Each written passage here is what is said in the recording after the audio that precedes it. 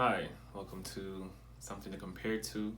I'm your host, Alexander Blucher, and I just want to be able to discuss and go live on the topic of no excuse. I've been pondering on this idea for some time now that I'm thinking ahead on what's necessary to get planned out as far as building a website for this channel, somethingcompared to.com. And I'm not really there yet, this per se, but I think by making this video, I could be able to start the process by just hit record, let's go live on the topic, and see where it develops from there. The idea of this channel, Something Compared To, was started this year, 2021, and it just came to my idea that some of the knowledge I know, I think I'm resourceful. Some of the knowledge that I know can be shared back to the community to help others. So it's a channel not to change anyone as an individual, but just to see different perspectives on certain matters. So, for example, being in financial debt. Most times, no one don't want to take time to pay their bill. Don't want to see the invoice, don't want to see the mail that comes in to say, hey, pay this bill.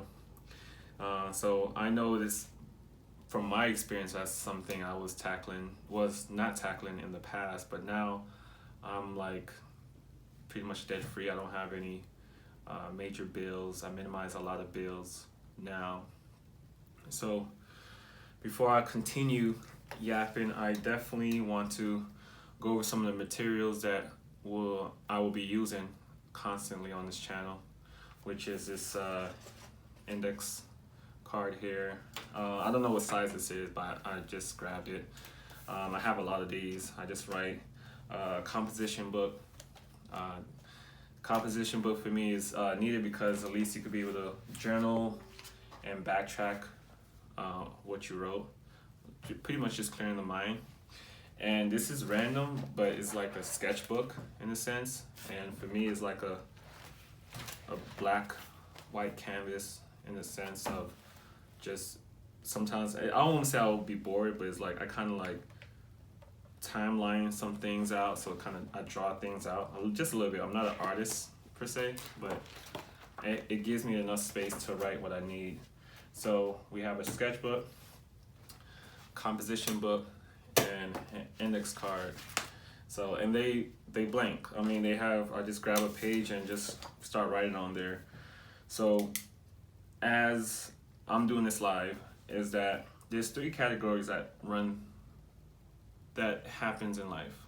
You know, I could say this on my journey. I'm in my early 30s, so I definitely look forward to sharing my age, but not right this moment. So the 3 categories is financial debt. We're going to say emotional debt. And feel free to gather these kind of materials or just grab a paper and pen. Financial debt, emotional debt, and tangible debt.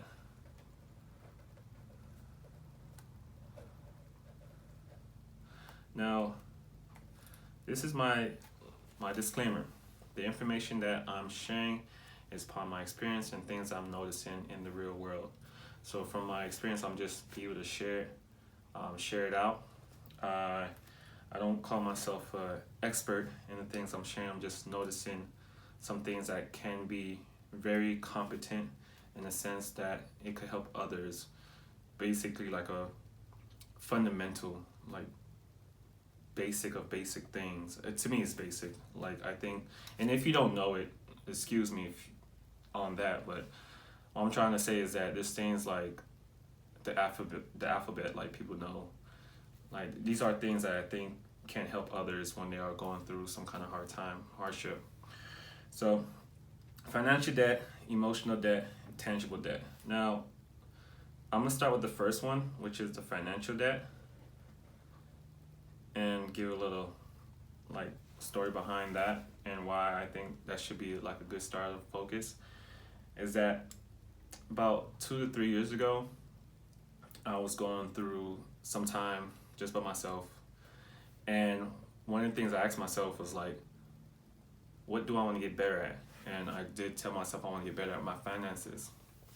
The church I attended in Miami mentioned some options. Are like, hey guys, if you guys want to do like a financial course, we have that, sign up for it. And it was another praying course about it's like freedom, like any kind of spiritual, just pray anything just to like release it, any negative energy and things like that. And what was another one? And I think it was a marriage course, if I wasn't mistaken. So that church was giving out a variety of things of what to do. It was weekly, and I picked financial. And one of the things I noticed in the financial, I need financial debt, is that there was a lot of things I was spending money on. There's a lot of things I was spending money on that I didn't even know I was spending money on. So just to cover it just on this intro is like going over the bank statements,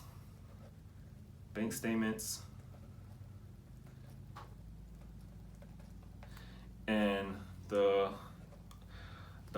obligation bills. I think obligation bills, like your phone bill, light bill, gotta put gas in your car note, things like that.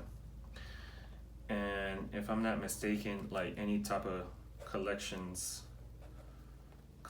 or debt, which at the time I did have a collection, which I'm willing to share. Collections and, let me say credit card debt. Credit card debt. Okay. So that happened about 2 or 3 years ago, and I think I started looking at money different, because I think before I took that course, and the course there's no secret to it, is Dave Ramsey, Financial Peace University. I took that course. It was awesome. Definitely look at things different. I like how they did the whole the baby steps, and be able to put Bible scriptures within to say, hey, it's okay to make money. It's okay to not owe the lender, not be a borrower, So I thought that was pretty cool. And so getting back to what I was saying is that prior to the course, I didn't even know how to understand money. My financial literacy was like thumbs down for me, thumbs down. And because money would come in, I said, okay, I want to work on this project. I start on the project, but then I might be short on some funds, and bills are knocking on my left shoulder. So the right shoulder, I'm trying to be creative. The left shoulder is like, hey, you gotta pay this light bill, you gotta pay this water bill, gotta pay my phone bill. So I wasn't really organizing my money at that time. I tried to, but no success in my 20s. And so then when I came through, far as finishing off the course and going through it, I was like, okay, let me get a job, and let me do some extra activities just to get some income coming in, which that was fine. It's just a matter of some other things came about, which I'll go on next, which is emotional debt. And that's something I just made up on the spot. So I don't know if that is something that's been Googled or is in a book. I was going through some hardships, and I was like, what? All right, if financial debt to me is like, okay, knowing where you are and how to spend your money as far as paying back so you can be debt free to do other things with your money. For example, which is a true example, I paid off a car note. I had a Toyota Prius. That was like $400 every month. Excuse me. And afterwards, now I was freed up with the $400 to do something else with it. At the time, I don't know what I did with it, but I know I was freed up from $400 a month. So going back to the emotional debt, I was like, okay, what are some of the things I'm going through as a human being that I need to talk about, or just have mature conversations with certain individuals, family and friends, just to get different perspectives. Because it's one thing that I am living a path of what's best for my life, of course, and but it's just a matter of like when you hear different perspectives and different opinions of others, it does balance out like how to make better decisions, which I could admit I made some bad decisions in my early years that definitely was a learning experience. So emotional debt. Emotional debt can be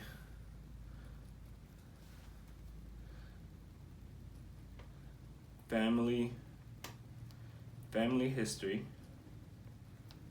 and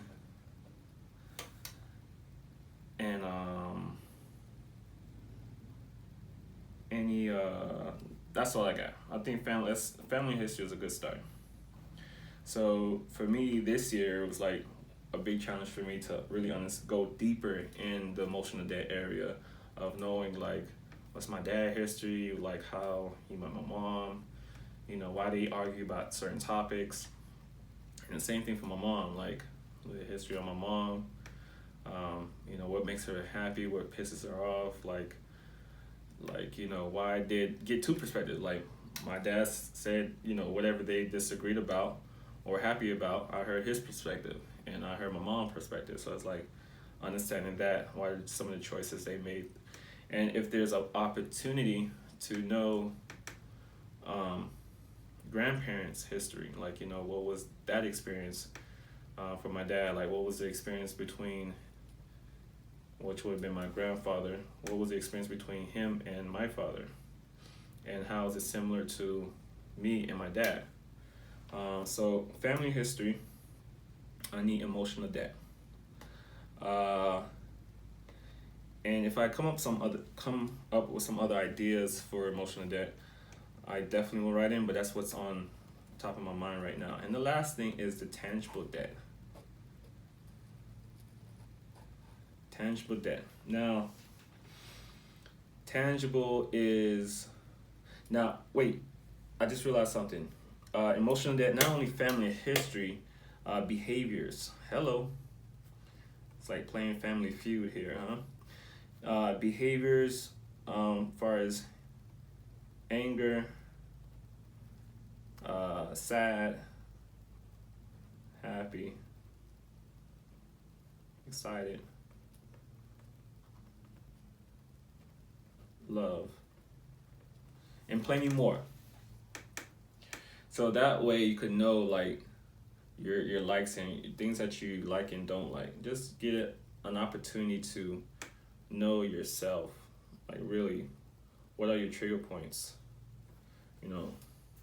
Pet peeve is also considered trigger point, so I'm gonna put pet peeve.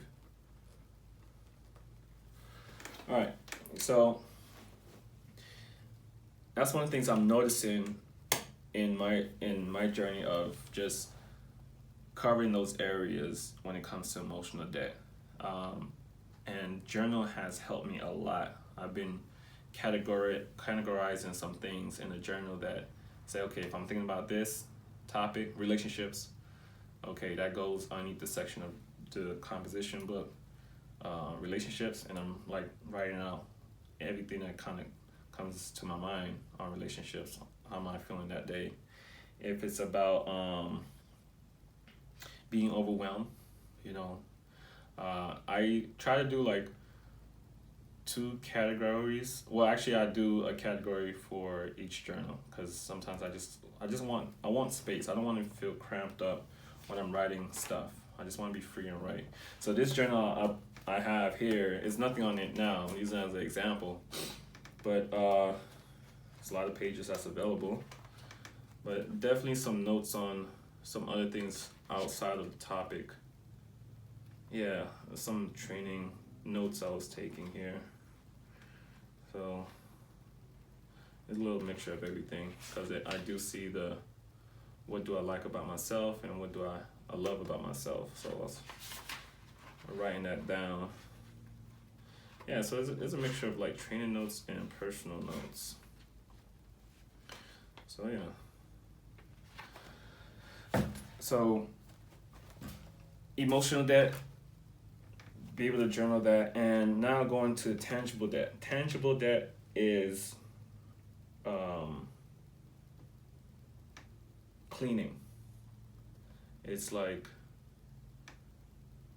I have my days I do want to make the bed, and sometimes I don't. I don't feel like doing it. Sometimes I am consistent recently of cleaning my room, like head to toe cleaning, like deep cleaning the room. But I've noticed some members in my family, it's not the same. You know, they will, the dishes might be clean, but another area of the house may just remain like there's no tomorrow and it'll be okay. I think tangible debt is something to talk about, because if the area of my area, I should say, my area is like cluttered, my mind is cluttered. And for me, I need the space to really have time to be creative. And I think it is equivalent to the financial debt, because when you are debt free, once it's your money, you have a choice. Money is an idea, according to reading Rich Dad Poor Dad. $1 is an idea. It's tangible. It's here, but it's a note.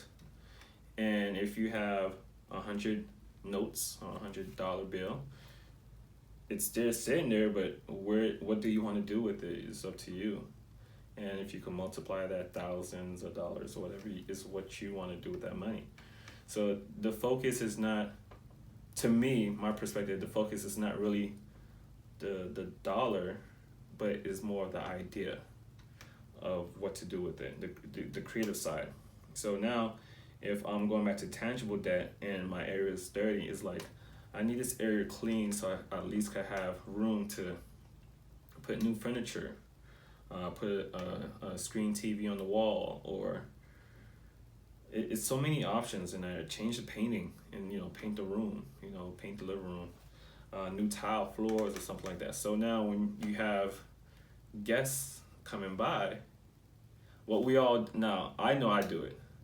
When guests come over, things must be clean, neat, everything else. But the moment that we don't have guests, it's like, just leave it the way it is.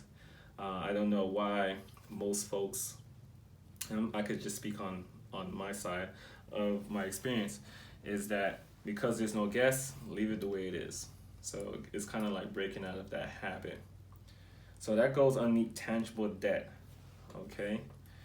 So tangible debt is really, I should say, clean area,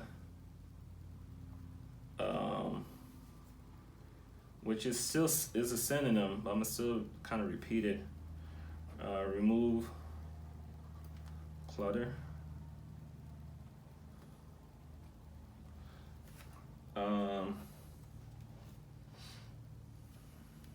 That's what I got so far right now.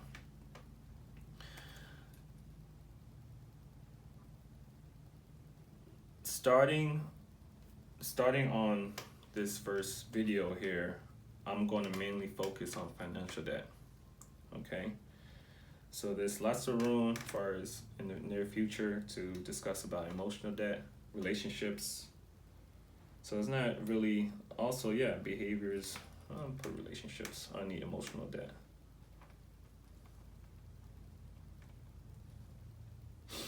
And tangible debt, it's a good concept, but I think it's kind of good to see what was dirty before, like the before and after. Like, wow, was that? It used to look like that, and I was like this. Like, yeah, that's what it was. So it's really just sharing the journey of putting 1% towards something that it can make a difference. And that goes on intangible debt and other things too, because we could put some money towards a collection and it will be paid off. So going over financial debt, I'm going to put together a list, or we'll create a financial sheet. And I'm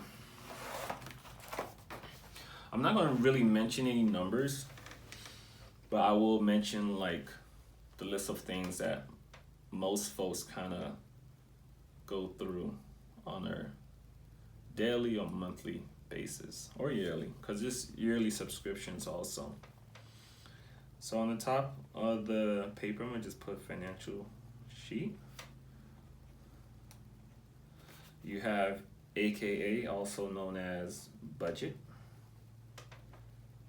if you don't like the word financial sheet. Budget, and you have, I think that's all I have so far. Okay. So if you're still writing notes, on the left side of the paper, I will put rent / mortgage. Most people have mortgage. Underneath rent and mortgage is HOA. That's homeowners association. If you have a condo or a home in a gated community, HOA fees. Car maintenance.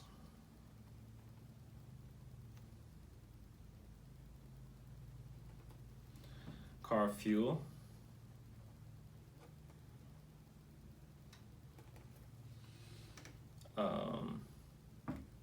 Student loans.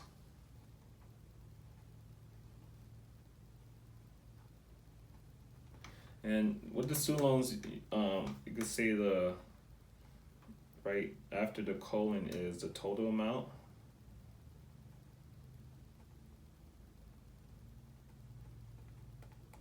And right underneath that, I will put the monthly payment. I'm aware, because we are in COVID season, that some folks may have their student loan monthly bill on hold. So monthly payment for the student loans. We have car loans. We have car insurance. Colon. Cell phone. What is your cell phone monthly bill? Electric. What's the electric bill? Cable, internet. Cable and internet bill. Monthly. You're eating out. Eating out / dining. Okay. What is that monthly? Groceries right underneath that. Medical expense.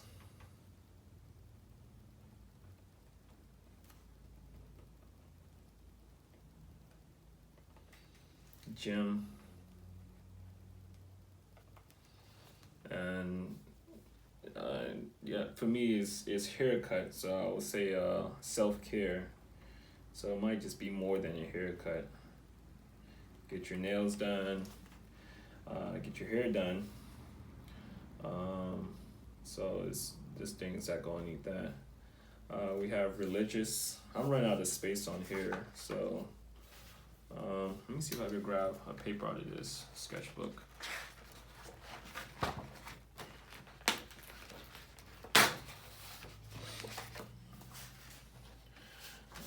So,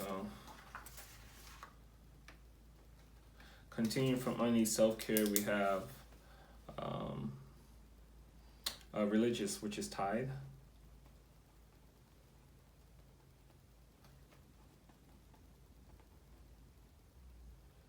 And also slash charity. Religious slash tithe slash charity. Okay. For the month. All right. If there's any other things that was not mentioned on this list, individually write them down. You know, that could be such thing as Amazon subscription.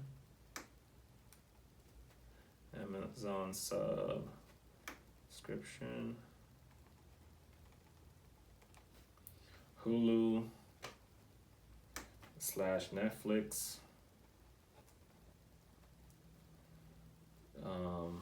Like Hulu, I think it's like, I'm hearing it's like $10 a month, and Netflix, I'm just throwing a number. I really don't know how much Netflix is per month, but it says $20. So Hulu, Netflix will be $30 per month. All right, so you just add all that together. If I'm, like I said before, if there's any other things that's not on this list, feel free to just write it on the list. And then we add all those things up. I know we did not mention numbers. The only thing I mentioned number was on the Hulu, Netflix. But you'll write down your numbers. As far as what you know right now, write down those numbers and you put the total amount. And that will be expense total, and then that total, that will be your monthly total amount, $sign. And we didn't mention income. Now we mention income. So what is your monthly income if you're working one job, two jobs, if you get paid every week, every 2 weeks? What is that monthly income?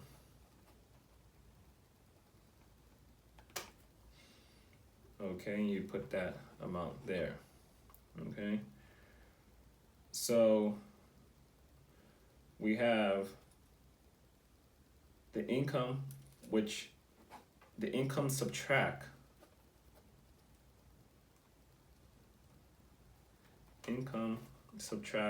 expenses, and that will be the remainder amount of funds you have to your name, per se. It might be in the negative. That means you have a lot of money going out versus money coming in. It might be in the positive with, I have $20 left. Let me put in the positive, less than $100. All right. If funds are that tight, it might be to change the scale, the job level, as far as a request for a higher pay at your job, or if the manager, supervisor, the company is not allowing that, to potentially see what is your hourly rate and probably go up a few dollars more. You probably know how much you would like to get paid more and look for that kind of job that kind of pays where you are if you are less than $100.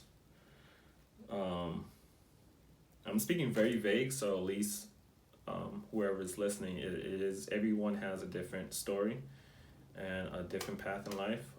So it's just a matter of like whatever that industry you in and what you have experience in, you could see what's out there paying out more, or once again, learn a new skill and get a higher pay. That's if you're less than $100 when you're doing all your expense total and your income. If you're $200, if you're in the positive more than $100. So we have, once again, just to repeat again, is that we have the negative, that you're in the negative, your expenses, you putting out too much money than what you coming in. what's bringing in. You have the positive. You're in the positive, but it's less than $100. Potential look for an increased pay or a second job. And if you're in the positive for more than $100, now we have some wiggle room to see what to do with that money now. Because if you already took care what's on your list of expenses, you already budgeted, everybody got their money. I'm gonna say that like that. It's time to take care of you. Sometimes there's different people think, well, let me take care of myself first. That's fine. You are going to take care of yourself first. But most of us have obligations to pay these bills that if you don't pay it, you don't get those type of services. Example, electrical bill, water bill, car note. If you don't pay those services, you want to pay yourself first, which is fine. But if you don't pay those companies, you're not going to retrieve those services. As far as like a car note, don't pay the car note, your car get repossessed, right? So what we are is what's left over is funds for you. And that's where, for me, is if you have access to, and I'm not advertising this company at all. It's just, I'm not, affiliate. Yeah, I'm not affiliate of this company. I'm just mentioning the name of what to use, which is Credit Karma and Credit Sesame, if I'm not mistaken. I spelled that correctly. Yeah. So Credit Sesame and Credit Karma. What you want to do is go on these accounts, if you have access to them, and it will give you a vague, when you go in there, it's going to mention, you go to accounts, and it's going to give you the things that's showing up on your account. Now, if it doesn't show up on your account, that is fine, such as credit cards, supposed to be a card note, and collections. It shows up on there. If you are paying something that's not on there, that is fine. Still pay it and still pay down on it. Okay, and just add that to your list. I don't have, like a medical bill. Medical bill that's about $500. It doesn't show up on Credit Karma or Credit Sesame, but you still have to owe that bill. Pay it. Because what happens is that if you don't pay it, then it goes into collections, and then that collection now will show up on Credit Karma or Credit Sesame, right? So on the example of Credit Karma, we're going to accounts, and in the accounts you're going to see the whole breakdown. I'm going to use my example for right now because everyone is different.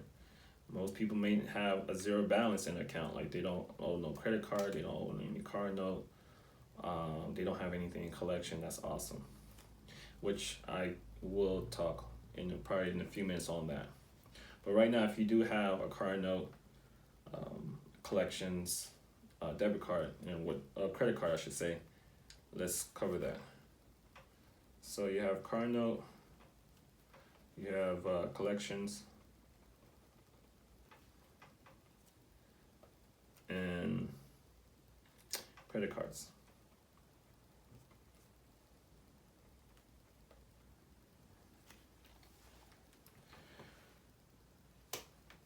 What we're trying to identify here and get familiar with is that when you have remainder of funds available, is to be disciplined on not just spending that money. If you already took care of your hair, you took care of everything that was needed, and you have remaining funds, there's a plan, or there's a way to know how to take care of your responsibilities on the car note, collections, and credit cards. So let's go with more than $100. If you subtract the total expenses with the income, or the income subtract total expenses, and you left with $250. You can pay $250 towards a credit card. There's going to be some folks that may say, "Hey, there is a credit card, or there's an account on here that I'm not familiar with." You can call that company and get more information on it. Ask to get it removed, because you don't know anything about this, never signed up for it. Just call the company, and be sure to note take the information that they're sharing to you about the account. Okay. Credit Karma does a great job leaving the company's name, address, and contact number. If it doesn't, you could, copy that company and Google search the company and see a little bit more information on them, okay? And give them a call. So the extra $250 can go towards a credit card. We're probably talking every month, because since all these bills are monthly, we're talking about it on a monthly matter. And if there is a credit card, easy numbers. If it's a credit card that is you owe $250 on, and you have an extra $250, you pay that. The idea came from Dave Ramsey, Financial Peace University. It was very helpful. It's very simple, but it makes sense. It's a snowball effect, where you start with the smallest amount on your credit card, pay that off, so at least when you get paid again, you don't have to worry about, you already paid it off. Now you go to the next thing on the list on your debt. So using the $250 as an example, you have access to that money, you pay off your credit card. When you get paid the second month, the following month, right, and you have access to $250, now you can use that $250 towards your collections. Now, why did I start off with credit cards first? Credit cards have interest, okay? From my understanding, from my experience, when something's on a collection, you have to owe that amount, and it can be negotiable. Something that's in a collection for $1,000, can be negotiated down. It all depends on the company.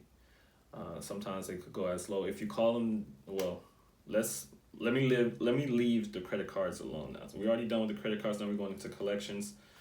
Yeah, so something that you have extra $250 and you want to pay something down on the collection. The $1,000 as an example.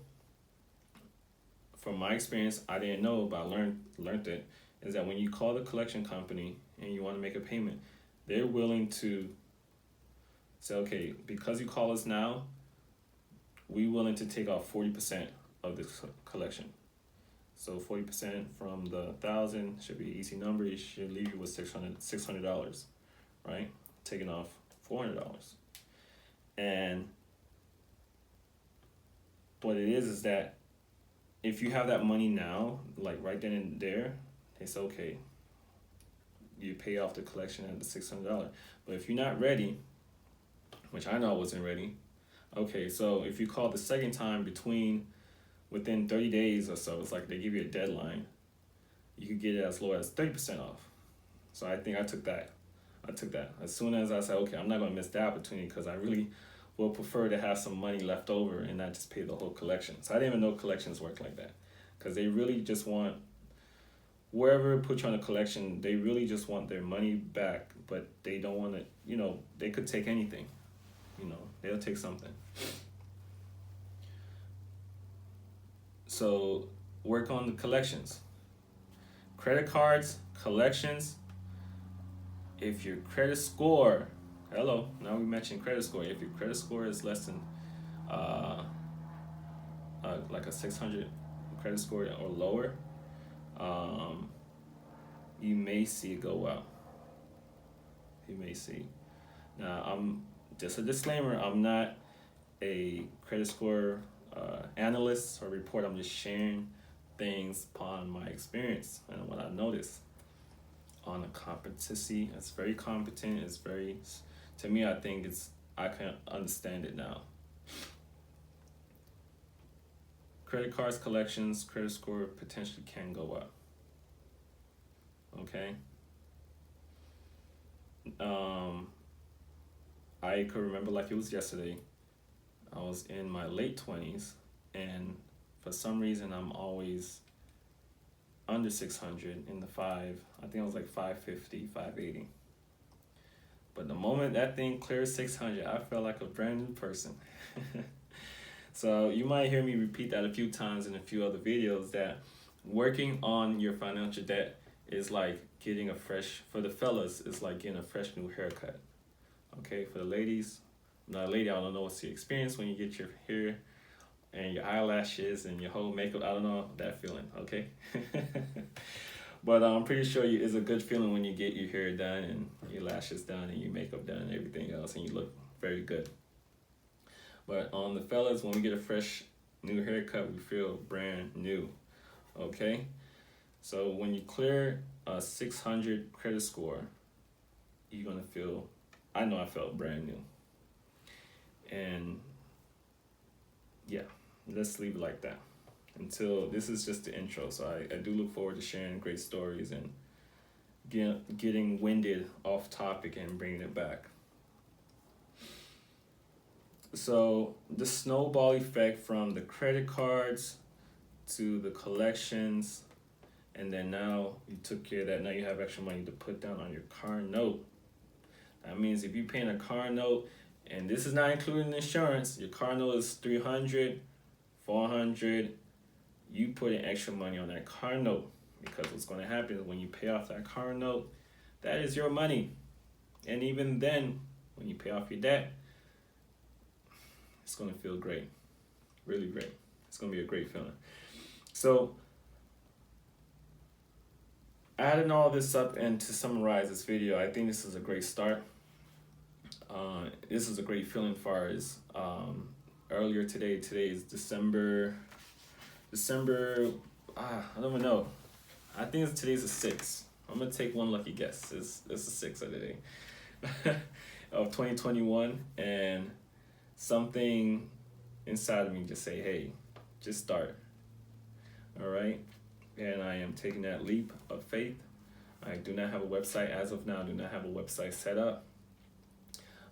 You can reach me on a Gmail. So email me at somethingtocompareto@gmail.com. Okay. My name is Alexander Blucher, and I hope you like the information I was shared today. I do look forward future plans of doing things on a whiteboard, or more a digital, so you could actually see how's my writing and stuff. I think I'm not a hard critique on my writing. I think it's pretty clear. So I hope this was very helpful. Thank you for watching. This is the first episode. No planning, I just hit record. Something to compare to. I'm your host, Alexander Blucher. Have a great day.